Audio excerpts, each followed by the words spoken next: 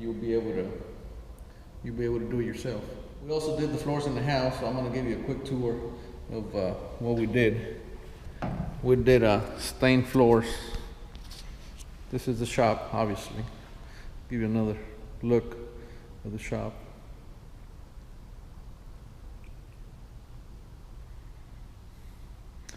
That wall right there is about 16 feet tall that has the plywood on there.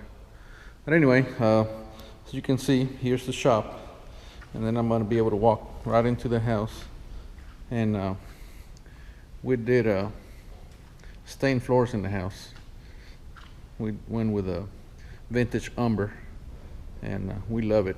We did a coat of P250, again from APF, and 2 coats of P501, and it just looks awesome. This is the living room. You can see a little better here with the sun, the light that's coming from that window. Well, maybe not. You should be able to see a little better. But anyway, this is awesome. Here, this is where we did all of our mixing, because that's going to be the office, and we're going to have a different type of flooring there. So we kind of made a mess there, but again, that's all going to get covered up. This is the living room, and this is the utility room. And you can't tell, but we did let me see if I can get a flashlight on. We did metallics, and you can see it's an awesome floor. It's also epoxy 400, but we mixed the metallics with it, and it just looks real awesome. You see that? Anyway, once we get some lights in here, you're really gonna be able to tell, but it looks awesome. Again, guys, this is kind of what I do on my day job, so I figure I'd show you guys you know, how it looks. But yeah, we're excited. We've been working on the house, and it's come along nice. You know, all the framing is done. Got a nice arch there.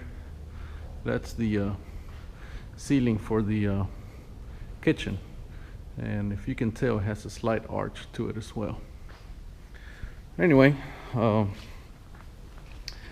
gonna be able to walk right into my shop from the house. Again, I put together a quick guide of how we did the floor, so check it out.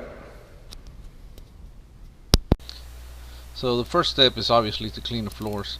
We swept the floors and went over them with a 60 grit sanding screen with the buffing machine, and then swept all the dust off and came back and mopped the floors. Then you have to tape off your boundaries. This is where we're planning to stop the epoxy floors, so we need to put a straight edge right here.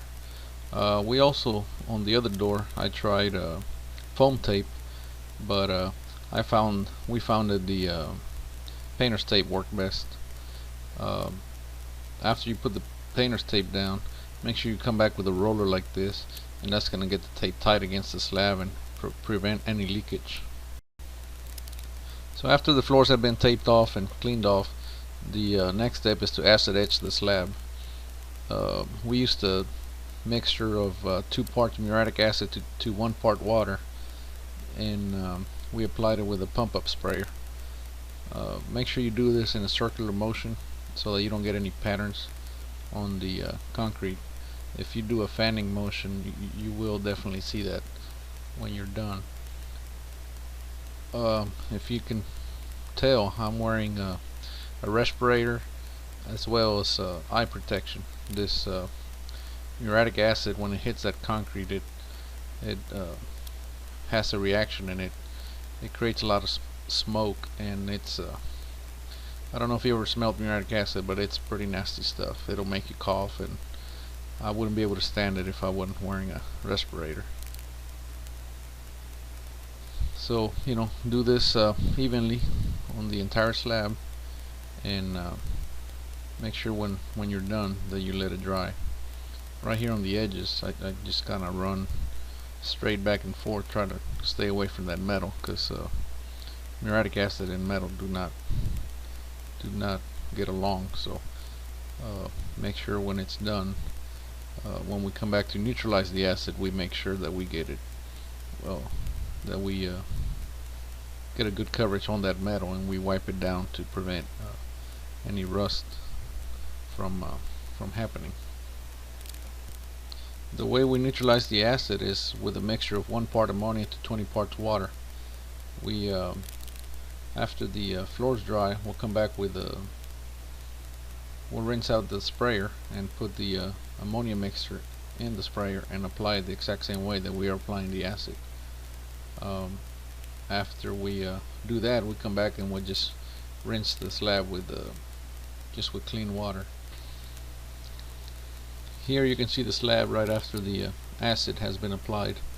Again, we have to wait and clean it all off and neutralize it, and we have to wait until it's completely dry before we apply the epoxy. You do not want any water or any moisture on that slab before you apply the epoxy. Here you can see concrete that has not been etched, and it's pretty smooth. The reason for etching the concrete is to roughen up the surface, to give us a better surface for the epoxy to adhere to. You can see we've been working on the floors for the house as well. They just need to be sealed. But anyway, here's the shop, and you can tell that for sure the difference on the roughness of the concrete. You're looking for about the equivalent of a 200 to 400 grit sandpaper, and that's going to give you the perfect adhesion. You can see we can even see some small aggregate on that concrete. So anyway, this is what you're looking for. So now we mix the epoxy. We're using Arizona polymer flooring epoxy 400. We mix part A in its own bucket before we dump it into the yellow bucket. Then we put part B into part A bucket, which is a small white bucket. Then we mix it in that small bucket. Then we dump it onto the yellow bucket to make sure we get it all out of that bucket. And then we add 10 ounces of acetone to thin it down. To apply the epoxy, you dump it right on the floor just like we're doing here, and then you come back with a notched squeegee. The one we're using has 1/8 inch notches on it, and that seems to work just perfect for this application. You want to get it on the floor as evenly as possible with that squeegee, and as you can see, it'll move the excess around, and because of the notches, it'll give just very consistent coverage. If you do not use a notched squeegee, you're going to get a lot of color variation, because you're going to end up with a different epoxy coverage, and believe me, it does not look good. So use a squeegee, and you're going to get some really good results. Then, as you can see, we're going right up to the wall, and we're kind of making a mess, but it's all going to get trimmed out, so we're not worried about it. Then after you put the epoxy down with the squeegee, you have to back roll. This is going to get you the even coverage that you're looking for. As you can see, we're also bumping against the back wall, and again, we're not worried, because that's going to get wood, plywood over all that, so that's all going to get covered up. And instead, what we're doing with that back wall, if you can tell, every time we make a pass, we touch it, and that serves as a guide so that we don't miss any spots. It tells us exactly where we're at, and again, you're looking for consistency. You don't want to miss any spots, because then you're going to be able to see it. Here you can see why we use the painter's tape. We go right over the tape, and when we are finished, we just pull the tape up, and it'll give us a perfectly straight finished edge. So this is what it looks like after the first coat. We have to give it enough time to cure, usually overnight, and before we can continue on to apply the second coat. Here you can see this is the second day. We're back, and what you're going to find is there's going to be a lot of air bubbles on the surface when you come back on the second day. That's normal. What happens is the epoxy goes into the pores in the concrete and evacuates the air out of the pores, but because the epoxy's thick, it doesn't let the air escape, and they show up as bubbles on the surface. So the way to deal with those bubbles is to go over the entire surface with a buffing machine using an 80 or 100 sanding screen. I think we used a 60 grit, and that's going to knock down all those bubbles, and then you just sweep up the dust that it's going to create, and you'll be ready to apply the second coat. You can see all those white spots, they were bubbles, so you can see there was a lot of them.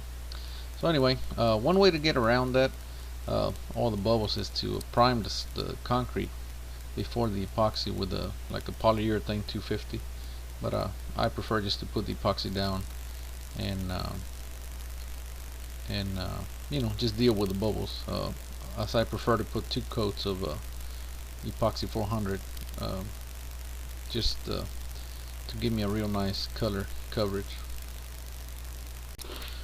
The forecast for today called for 20 to 30 mile an hour winds, so we had to build a temporary door because the overhead doors have not been installed yet. This is going to keep wind and mainly dust from blowing into the shop, but you know, those are some of the things that you have to overcome, and when you do projects like this one. So this is what it looks like after the second coat has been applied. As you can see, it's the color is very uniform, and so that's what we're looking for. So now we have to let it dry overnight, and then we'll come back and do a polyurethane clear coat over it. I didn't get any footage when we applied the clear coat on the shop floors, but this is the exact same technique that you would use. This is a dip and roll technique, and you come back and you cross roll it. This is polyurethane 250 from APF, and this is our first coat on the house floors, the stained floors, and then we're going to come back and do the P501 like we did on the shop. The reason I like the 501 over the P100 is because again, the 501 is water based, so it goes on white but it dries clear, and if you're trying to go clear over clear, it's really easy to miss a spot. Also, the 501 has a nice smell compared to the P100.